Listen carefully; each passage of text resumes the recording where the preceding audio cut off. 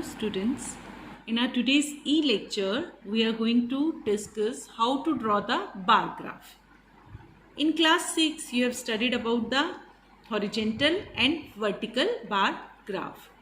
Now I am going to explain how to draw the bar graph on a graph paper. This is a graph paper.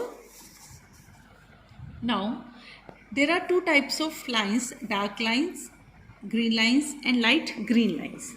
Now I am going to draw the horizontal axis, x-axis, which is drawn horizontal on the graph paper.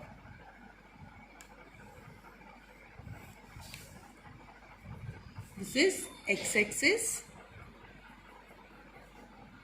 and now the vertical axis, that is y-axis, which is drawn vertically on this graph paper.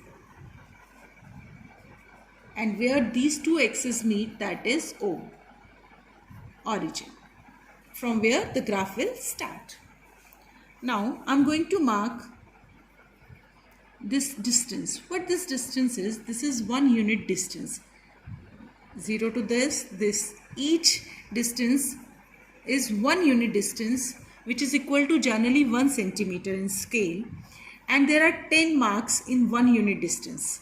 In each 1 unit distance on the x-axis as well as on the y-axis, this distance represents 1 unit distance, which having 10 marks inside it.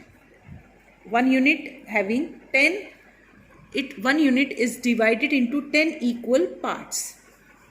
Now, if you want to represent any data which is given like in the form of a table, I am showing you this first question. A bicycle shop owner sold the following number of bicycles each day in a particular week. The days are given to us of a week. Present this information in the form of bar graph. The number of the cycles sold on the respective days, Monday, Tuesday, Wednesday, Thursday, Friday and Saturday, are given to us in this form of the table. Now I am going to represent this data on this graph paper in the form of bar.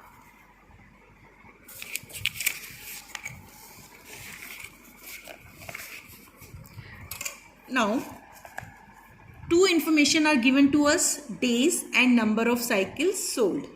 The first information that is in the table is always represented on the x-axis, days, which are fixed, which are not going to change. Days are fixed.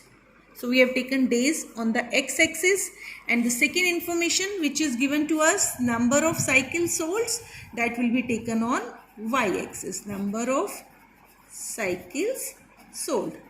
The information which is given in the number has to be taken on y-axis. Now look carefully at the data which is given to us in the form of table: 35, 30, 44, 25, 10 and 25. The least value is 10 and the highest value is 44. You have to represent all this in the form of bars in this graph paper. Now first of all we should fix a scale. What scale is?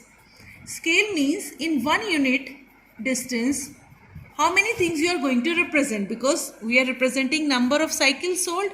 So in 1 unit how many cycles I am going to represent. How many marks are in 1 unit?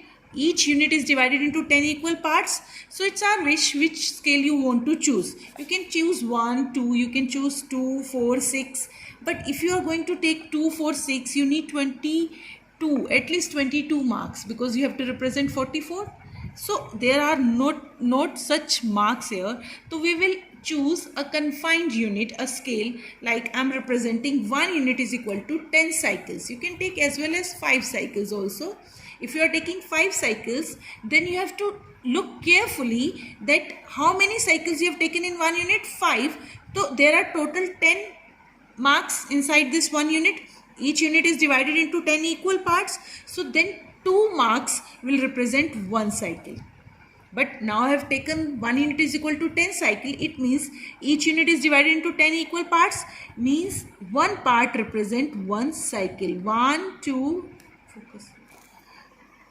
3, 4, 5, 6, 7, 8, 9 and then 10.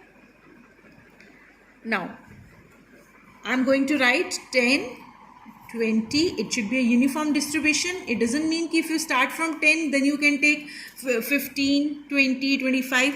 One unit is fixed. It means one unit distance represents 10 cycles. So next should be 20, 30, 40 and 50. The maximum value I need is 44. So 50 is sufficient for us. Now on x-axis, I have marked this with the help of pencil. This marks. Now for drawing this bar graph, the first value which is given to us, that is on Monday, 35. Now 35 lies between 30 to 40. Always do this thing with the help of scale. You can mark 35 and then join this with this x-axis in the form of this bar. This is 35 and this represents Monday. If you want to write it at the below, you can write it there also. And if you want to write it here, you can use even color pencil to represent this data. The next Tuesday is 30. Now, have you observed what I am doing? I am leaving one space.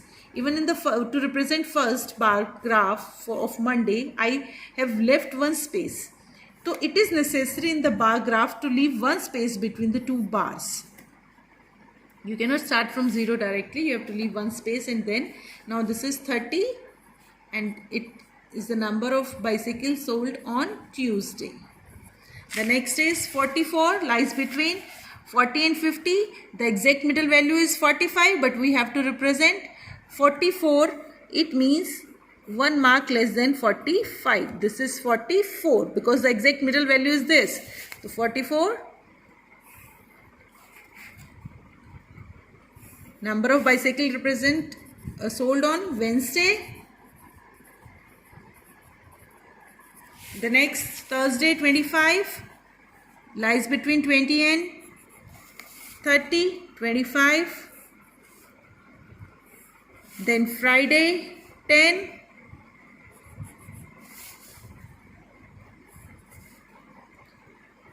Now you can extend this graph also. Suppose like you need one more bar to represent on this. So we can extend this line. That's why you put arrow that we can extend x-axis, y-axis according to our need. This is 25, this is 10 and the last value Saturday is 25 again. Here it is 25.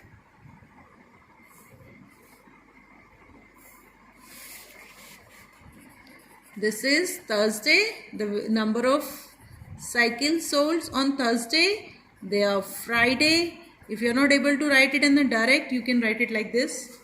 And Saturday, Saturday.